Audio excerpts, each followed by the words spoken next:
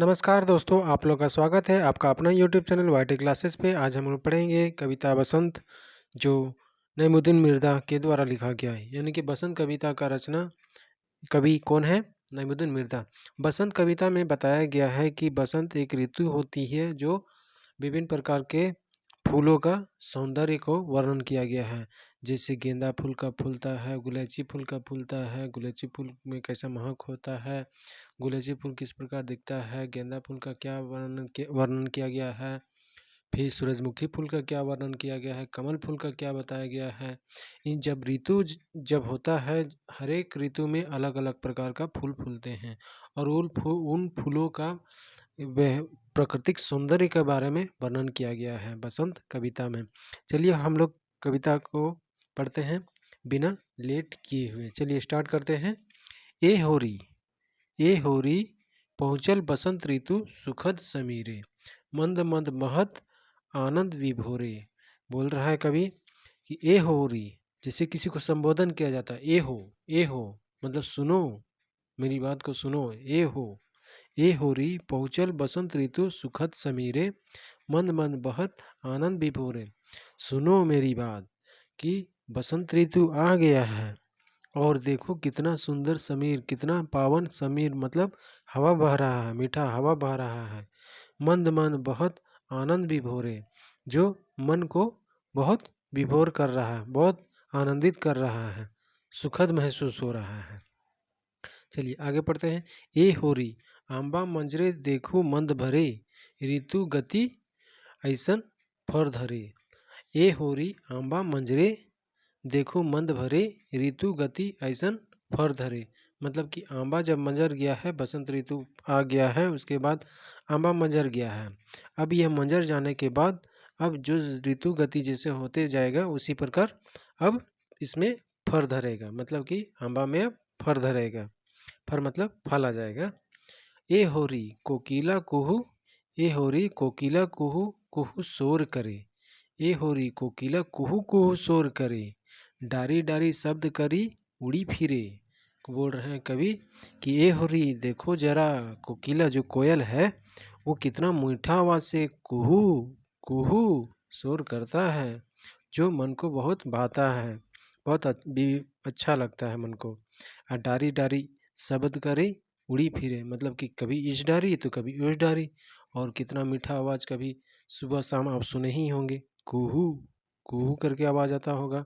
या फिर दोपहर में जब आप जाते होंगे कहीं तो सन्नाटा जगह जब कोयल गगाता है, आवाज़ देती है, तो बहुत मीठा आवाज़ होता है। हालांकि वो बहुत काली होती है लेकिन उसका आवाज़ बहुत मीठा होता है। इसीलिए कुहू कुहू कोकिला बोला गया है, शोर करती है तो बहुत अच्छा लगता है। आगे चलते हैं। ए होरी धधकी धवैया फूल बन भीतरे, फूलल पलास देखो लाल सगरे। ए होरी देखो धधकी धवैया फूले बन भीतरे, मतलब कि फूल कितना अच्छा बन में बहुत तीव्र अच्छे तरीके से फूला हुआ है। फूलल पलास देखो लाल सगरे, देखो कैसा पलास जो फूला हुआ है वो पूरा लाल हो गया है, पूरा लालिमा हो गया है वृक्ष। देखने के लिए बोल रहा है कवि। ये होरी धधकी धवैया फूले बन भीतरे, फूलल पलास देखो लाल सगरे। मतलब कि जो फूल फूला है वन भीतर में बहुत सौंदर्य है। देखो तो सही फल जो पलास का फूल है वो कितना लाल हो गया है, लालमय हो गया है, पूरा गछ लालमय हो गया, मतलब लालिमा हो गया है। ठीक है, चलिए आगे पढ़ते हैं। ए होरी चंपा चमेली कर बात के करे, ए होरी चंपा चमेली कर बात के करे, बहल बतास जखन धमधम करे, बहल बतास जखन धमधम करे। बोल रहा है कवि, अरे चंपा चमेली का बात के करेगा, लेकिन जब उसका जो सुगंध है वो धमधम करे, मतलब चारों ओर फैल जा रहा है। ठीक है। ए होरी ए होरी जूही अलबेली फूले कचनारे, सुगंध बेला है ना महमह करे। मतलब बोल रहा है विभिन्न प्रकार के जैसे फूलों के बारे में बता रहा है कि जूही अलबेली फूले कचनारे, सुगंध बेला है ना महमह करे। मतलब कि अलग अलग फूल का अलग अलग महक इधर उधर फैल रहा है। ठीक है, जैसे जैसे ऋतु परिवर्तन हो रहा है, उस प्रकार सारे फूल अपने अपनी जो सुगंध होता है उससे प्रकृति को सुगंधित करते हैं। ठीक है, इसी को कवि बताते जा रहे हैं। ए होरी गेंदा गुलाब अजब बिखरे, केवड़ा केतकी फूले सावन परे। बोल रहा है कि गेंदा गुलाब अजब बिखरे, केवड़ा केतकी फूले सावन परे। बोल रहा है कि गेंदा और गुलाब जो है उन लोग का अजब ही निराला है। केवड़ा केतकी फूले सावन परे, केवड़ा और जो केतकी है वह ऋतु सावन में फूलता है। देखो तो सही यह ऋतु का विभिन्न माया है। जैसे कि बसंत ऋतु आने के बाद अलग अलग सारे फूल का सौंदर्य उत्पन्न हो रहा है, सब प्राकृतिक सौंदर्य दिख रहा है। सभी ऋतु में अलग अलग फूल अलग अलग सुगंधित के साथ प्रकृति को सुगंधित कर देते हैं। आगे चलते हैं। ए होरी फूल झगराही से के नहीं डरे, रूप सुंदर लेकिन मन नहीं भरे। बोल रहा है एक फूल है जो झगराही, उससे क्यों नहीं डरे, रूप सुंदर लेकिन मन नहीं भरे। झगराही कहने का मतलब शायद कांटा ही होगा। कांटा से भी कोई नहीं डरता है, उसको देखने से देखते ही रहने का मन करता है, मन नहीं भरता है। ठीक है, चाहे वो गुलाब में देख लेते हैं, गुलाब में भी बहुत कांटा रहता है, आप तोड़ने जाइएगा तो कांटा गड़ जाएगा। और भी विभिन्न प्रकार के फूलों में कांटा रहता है, लेकिन लोग कांटा से नहीं डरते हैं, फिर भी फूल से सौंदर्य उसको देखते ही रहते हैं, क्योंकि उसका देखने से मन पूरा नहीं भरता है। चलिए आगे। ए होरी गुलैची कर माइन भला के नी करे, विधि पूर्वक ले के पूजन करे। और जो गुलैची का फूल होता है उसका तो बहुत जगह पूजा पाठ में भी यूज किया जाता है, इसलिए कवि बोल रहे हैं कि गुलैची का माइन भला के नहीं करे, मतलब कि जो पूजा पाठ में यूज होता है उसको कौन नहीं गुलैची का माइन करेगा। विधि पूर्वक ले के पूजन करे, मतलब कि गुलैची का फूल ले जा करके पूजा में यूज होता है, प्रयोग किया जाता है, इसलिए बोल रहा है कि ये हो रही गुलैची का माइन भला के नहीं करे, विधि पूर्वक ले के पूजन करे। नेक्स्ट है। ए होरी उड़हुल कनैली फूल बहुत सुंदर है, गंध से गंधराज नागेश्वरे। बोल रहा है कि उड़हुल फूल और कनैली फूल, उड़हुल कनैली फूल बहुत सुंदर है, मतलब कि जो उड़हुल का फूल होता है लाल वाला जिसमें मोर टाइप से बीच में निकला हुआ रहता है वो बहुत सुंदर दिखता है। उसका गंध में गंधराज नागेश्वर है, उसका गंध को जो विवरण किया गया है वह गंधराज मतलब कि गंध का राज है नागेश्वरे की तरह। ठीक है, आगे चलते हैं। ए होरी डगर माली चिवरा और हिर सिंगारे, फूलल मुखचुंद फूल सगर सगर सरग परे। मतलब कि इस प्रकार से श्रृंगार हो गया है फूलों से प्रकृति का, जैसे धरती में, कि लगता है कि धरती ही स्वर्ग है। फूलल मुखचुंद फूल सरग परे, मतलब कि स्वर्ग की तरह दिखता है यह धरती। ए होरी सूरजमुखी रानी फूल और बौरे, फूलल कमल देखूं जल उपरे। बोल रहा है कि ऐसा प्राकृतिक हो गया है कि सूरजमुखी जो फूल है वह खुश मतलब कि सुगंधित माहौल से और फैल रहा है, बौरे मतलब कि और इधर उधर हिल डोल रहा है। जैसे सूरज जिस पर जिधर जिधर जाता है उधर उधर सूरजमुखी का फूल टर्न होता है, घूमता है, इसीलिए वो बोल रहा है कि बौरे इधर उधर जा रहा है।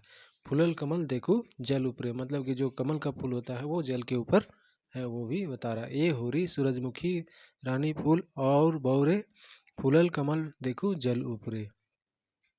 ए होरी नरगिस टेसु और गुलमोहरे, गुलेची फूले बसंत अवसरे।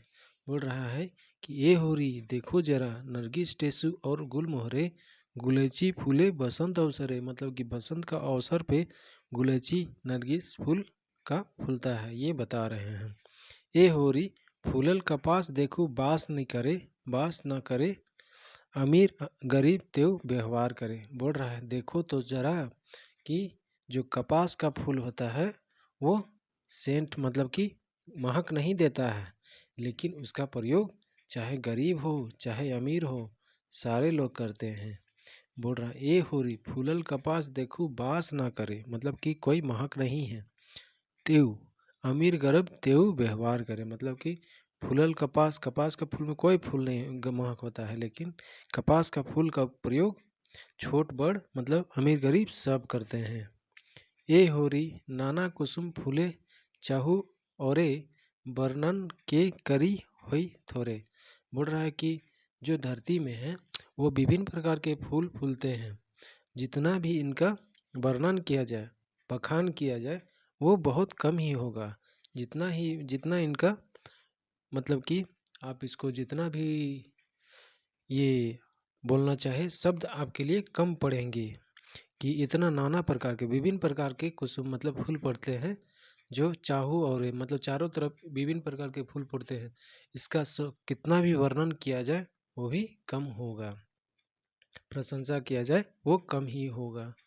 ए होरी सबे फूले फूल साल साल के भीतरे ऋतु गति जैसे परे समय सिरे।